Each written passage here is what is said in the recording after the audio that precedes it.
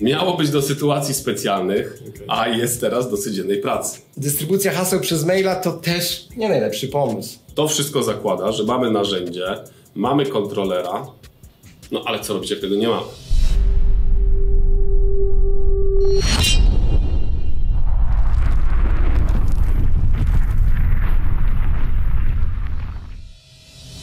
Cześć, witamy na kanale Gierce Ninja. Ja nazywam się Filip, a to jest Andrzej.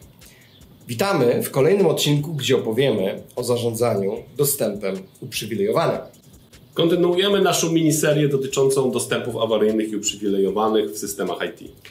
Dzisiaj nasza wisienka na torcie, odcinek na poziomie ekspert o 5 najczęstszych błędach w podejściu i konfiguracji tych procesów w systemach IT.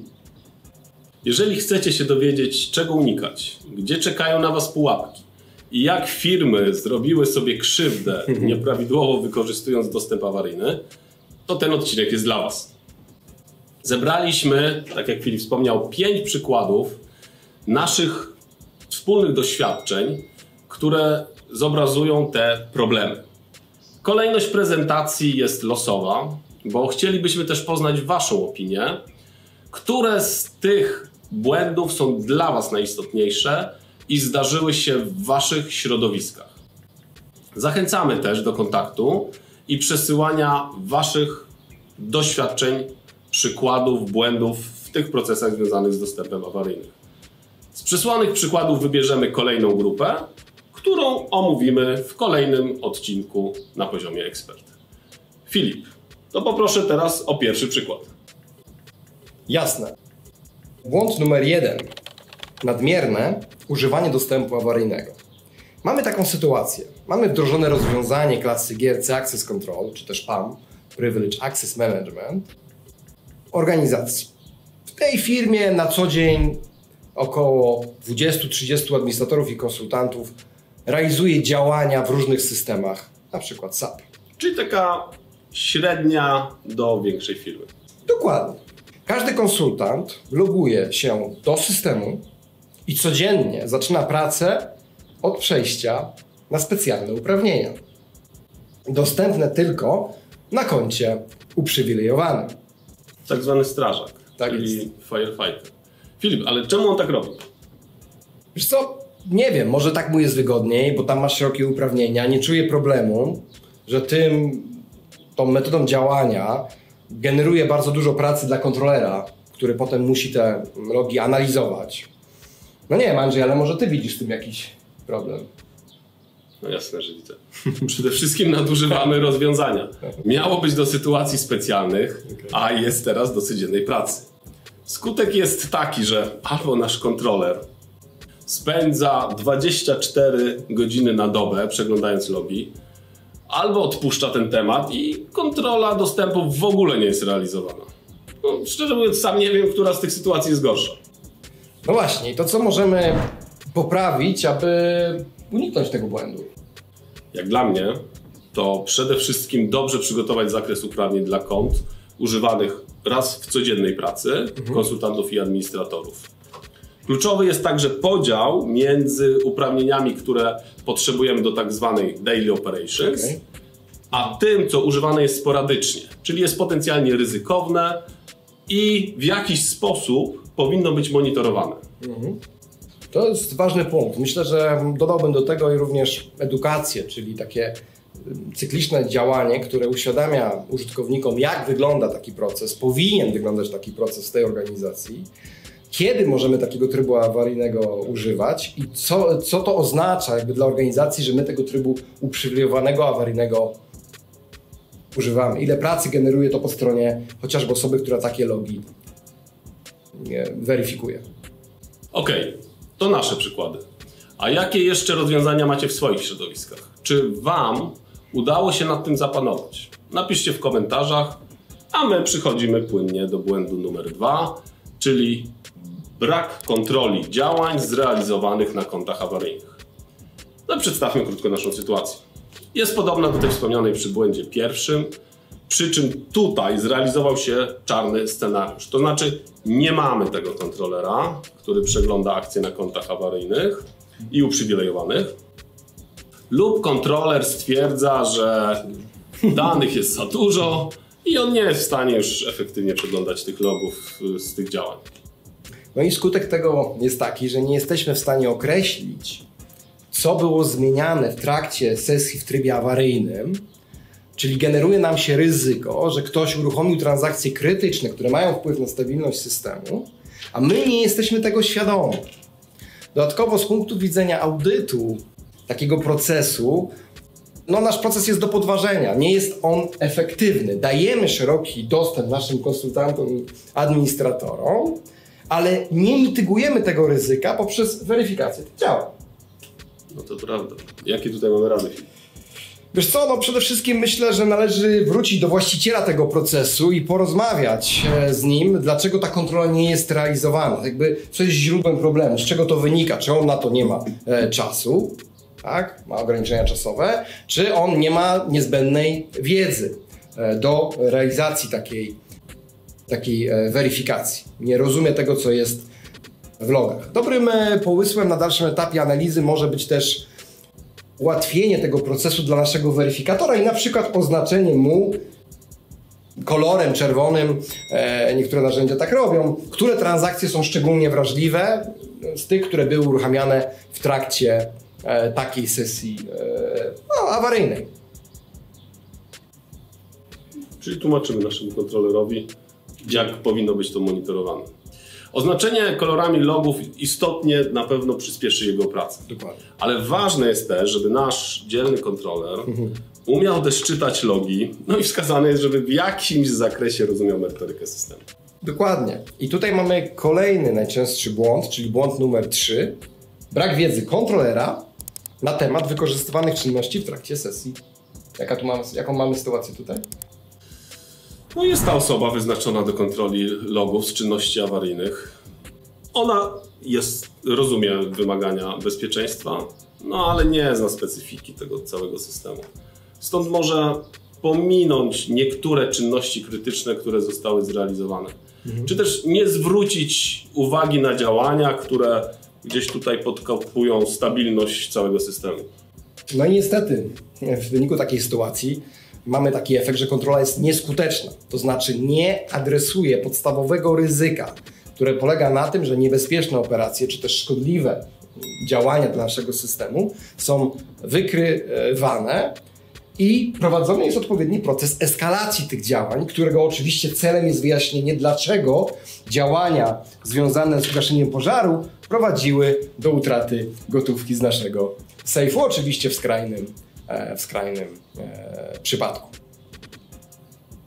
No tak, a w przypadku, jeżeli te działania nie były zasadne, no to trzeba by wyjaśnić, jaki to ma wpływ na organizację. Natomiast ja myślę, że w tej sytuacji na pewno pomogłoby to oznaczanie logów czy czynności krytycznych, o którym mówiłeś wcześniej. Oczywiście też nie możemy się opierać tylko na takim sprawdzeniu na zasadzie czarnej skrzynki, zielone dobrze, czerwone źle. Dlatego tutaj kolejnym elementem do uwzględnienia jest workflow do przeglądu logów. Czyli widzimy taką akcję i przekazujemy do konsultacji. Albo do wyjaśnienia przez konsultanta, który tą akcję podejmował. No i żeby taki workflow, jak mówisz, przejąć, to ważna jest po stronie kontrola znajomość i posiadanie odpowiedniej wiedzy na temat danego systemu, bo niestety na przykład niepozorne operacje, takie jak otwarcie okresu księgowego czy otwarcie mandanta, no wpłyną na stabilność działania całego systemu, a my nie zauważymy jej w gąszczu logów. No tak, tylko to wszystko zakłada, że mamy narzędzie, mamy kontrolera, no ale co robić, jak tego nie mamy?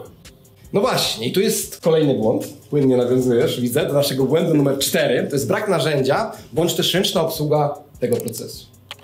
Okej, czyli stwierdziliśmy, że mamy małą skalę, niewielu konsultantów, administratorów, więc poradzimy sobie bez narzędzi. Jasne, hasełka do kont uprzywilejowanych będziemy przechowywać w kopertach. W sejfie. Zamkniętych w sejfie, tak. Albo konta będą blokowane i odblokowywane ręcznie przez administratora tego systemu. Czyli co, na czas działań awaryjnych resetujemy hasło, wysyłamy mailem, a logi później pobieramy ręcznie, tak? I przejrzymy, Chociaż w sumie to tak naprawdę nie ma kto, bo nie za bardzo mamy pracowników IT, żeby wyznaczyć kontrolera. No właśnie, ten efekt, jaki będzie efekt? W efekcie nasz audytor podważy nam cały ten proces, wyrzuci te wszystkie działania do kosza, nie zakwalifikuje ich jako mitygujące ryzyka, a jednocześnie powie nam, że świadomie przyznaliśmy szeroki administracyjny dostęp, którego w praktyce nie byliśmy w stanie skutecznie kontrolować. Czyli generujemy słabość dodatkową dla systemu, który pierwotnie mieliśmy zabezpieczyć. Andrzej, co możemy z tym zrobić? Wiesz co, wersja z audytorem to jest wciąż wersja optymistyczna. Ale jak można sobie z tym poradzić? To może zacznijmy od końca. Czyli tak, jeżeli mamy za mało etatów, żeby utrzymać tego osobnego kontrolera, zawsze możemy zastosować coś, co nazywa się peer review. Czyli wzajemnie przeglądamy swoje logi. Ręczne odblokowanie konta, zablokowanie to proszenie się o problemy w przyszłości, bo na pewno kiedyś zapomnimy właściwie i na czas to zrobić. Dystrybucja haseł przez maila to też nie najlepszy pomysł, bo to faktycznie chyba lepiej już te koperty. Się troszkę źle kojarzy, ale okej. Czyli ogółem bez narzędzia będzie ciężko, bo nawet jeśli będzie dobra papierowa procedura opisująca proces, to bardzo ciężko będzie wymusić w praktyce, żeby ta procedura była przestrzegana.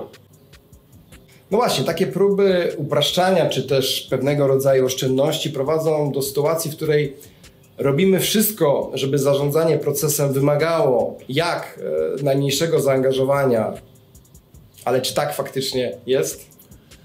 No właśnie, i przykładem takiej sytuacji, takich działań jest nasz błąd numer 5, czyli zbyt szeroki dostęp dla kont Firefighter. Czyli nasza sytuacja to taka wspomniana droga na skróty, czyli chcemy uruchomić proces, nie bardzo mamy jakiś przemyślany, sensowny koncept ról i uprawnień. Pojawił się temat Firefighter, więc trochę tak na szybko próbujemy coś przygotować i zaczynamy na kontach z pełnym dostępem. Zależnie od systemu, ten pełny dostęp oznacza albo administratora domeny, albo konta z uprawnieniem root, czy na przykład SAP-all w systemach SAP-owych. No właśnie, taki stan rzeczy opisany powoduje, że czasem w sytuacji, w której wystarczyłoby proste konto Firefighter z uprawnieniami do pojedynczego modułu, czy też zakresu konkretnych czynności, zamiast udzielić takiego dostępu, dajemy konto na pełnych uprawnieniach i w konsekwencji zupełnie niepotrzebnie, niestety, narażamy naszą organizację na ryzyko nadmierowego dostępu, a przede wszystkim nie tyle nadmierowego, co nieuprawnionego do danych poufnych, danych osobowych, takich, które powinniśmy w naszej firmie zabezpieczyć.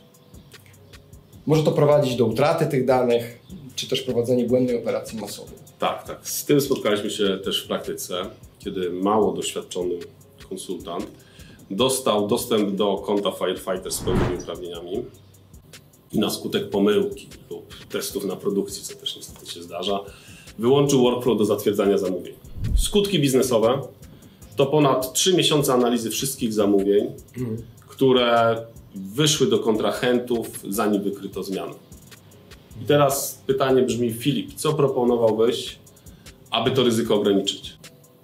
No, warto zacząć tym razem od początku, czyli od planowanej koncepcji ról i kont uprzywilejowanych. To znaczy, w jakich obszarach biznesowych i w jakich systemach będziemy tych kont używać. Określenie sytuacji, w której krytyczne i szerokie uprawnienia są potrzebne i takie zaprojektować, taki dostęp, aby to odpowiadało do tej sytuacji, którą planujemy tym trybem obsługiwać. Oczywiście nie wszystko jesteśmy w stanie przewidzieć i nie możemy wszystkiego zaprojektować.